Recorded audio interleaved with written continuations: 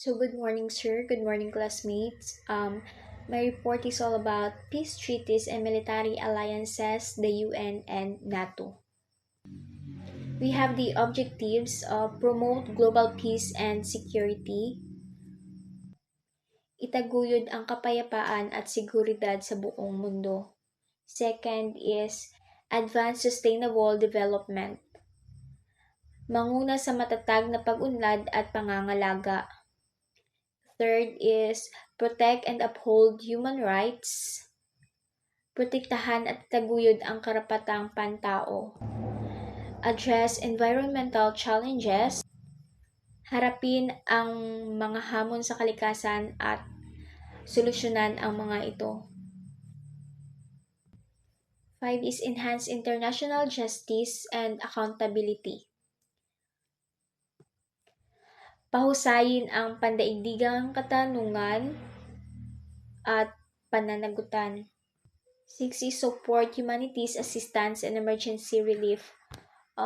Suportahan ang tulong, pantao at emergency relief.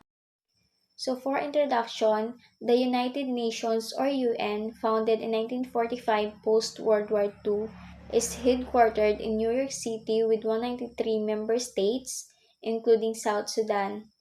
It focuses on various issues like military, economic, environmental, and human protection to promote peace, diplomacy, and conflict prevention. The UN Security Council, with permanent and rotating members, plays a crucial role in maintaining international security using veto power. The General Assembly facilitates discussion among member states. The UN intervenes in civil conflicts, collaborates with organizations for child welfare, advocates for global equality through sustainable development goals, and addresses climate change. It supports human rights and international justice through institutions like the International Court of Justice. NATO ensures collective security with the US playing a significant role. The UN diverse efforts aim to uphold human rights, enhance global peace, and tackle complex global challenges. Peace treaties and military alliances, the UN and NATO. The United Nations or UN was established in 1945 after World War II with headquarters in New York City and 193 member states, focusing on military, economics, environmental, and human protection issues. The organization aims to promote peace, facilitate discussions, and prevent conflicts through diplomacy and dialogue and the General Assembly. So, yung United Nations ay tinatag noong 1945 pagkatapos ng ikalawang digmaang pandaigdig at may punong tanggapan sa New York City. Mayroon itong 193 na mga bansang miyembro at nakatuon sa mga isyu ng militar, ekonomiya, kapaligiran, at proteksyon ng karapatang pantao. Ang pangunahing layunin ng organisasyon ay ang magtaguyod ng kapayapaan, magpalakas ng mga usapan at maiwasan ang mga alitan sa pamamagitan ng diplomasya at dialogo sa Asambleya General. The UN Security Council, with 5 permanent members and 10 rotating members, plays a crucial role in maintaining international peace and security by arbitrating conflicts, imposing sanctions, deploying troops, and using military force if necessary. The veto power of permanent members impacts global peacekeeping efforts, as in institutions like the Syrian civil war. The General Assembly provides a platform for member states to share opinions and reach agreements. The UN has intervened in conflicts in countries like Iraq, Cambodia, and East Timor, employing methods such as election monitoring, human rights oversight, disarmament, and taking on governmental responsibilities. So, yung Asambleya General ay parang isang malaking pagpupulong kung saan nagtitipon ang mga bansa upang talakayin ang kanilang mga ideya at gumawa ng mga desisyon ng sama-sama. Ang UN, isang grupo ng mga bansa na nagtutulungan, ay tumutulong sa mga alitan sa mga lugar tulad ng Iraq, Cambodia at East Timor.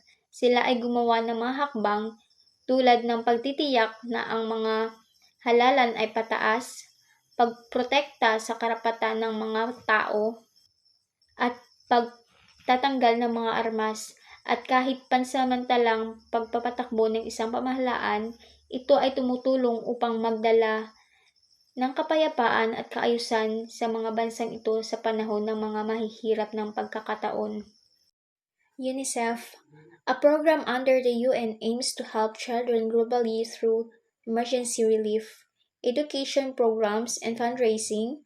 The UN focuses on reducing global inequality through the Sustainable Development Goals, addressing economic prosperity, social well-being, and environmental protection. So, ang UNICEF ay isang programa na bahagi ng United Nations or UN at ang pangunahing layunin nito ay tulungan ang mga bata sa buong mundo. Ginawa ito sa pamamagitan ng pagbibigay ng emergency relief kapag may mga sakuna, paglikha ng mga programa sa edukasyon upang matiyak na may akses ang mga bata sa mga pagkakataon sa pag-aaral, at pagpapalakas ng pondo upang suportahan ang mga inisyatibo nito. Sa kabilang dako, ang UN ay nagtatrabaho upang bawasan ang inequality sa buong mundo sa pamamagitan ng sustainable development. Ang mga layunin na ito ay nakatuon sa pagpapabuti ng ekonomikong kaunlaran, kagalingan ng lipunan, at pagprotekta sa kalikasan.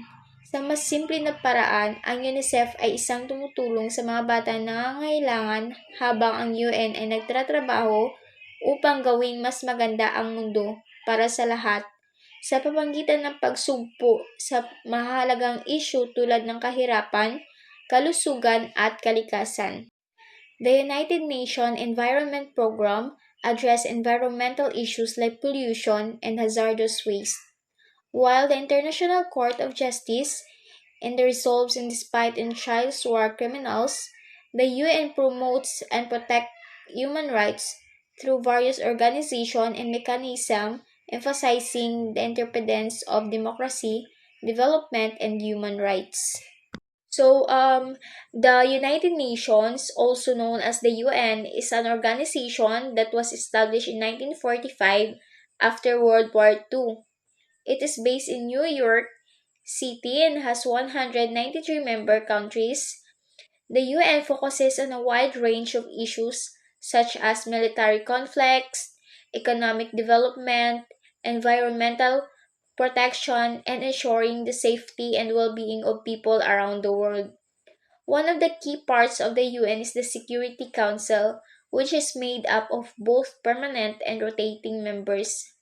The Security Council has the power to make important decisions about international security, and the permanent members have the ability to veto any decision they do not agree with. The General Assembly is another important part of the UN, where member countries come together to discuss and address global issues. The UN is involved in many different activities, such as intervening in civil conflicts, working with organizations to protect children, promoting global equality through sustainable development goals, and addressing climate change. The organization also supports human rights and international justice through institutions like the International Court of Justice. NATO, which stands for the North Atlantic Treaty Organization, is another important organization that works to ensure collective security. The United States the United States plays a significant role in NATO. Overall, the United Nations works to protect human rights, promote peace around the world, and address complex global challenges. Its efforts are diverse and aim to make the world a better and safer place for everyone.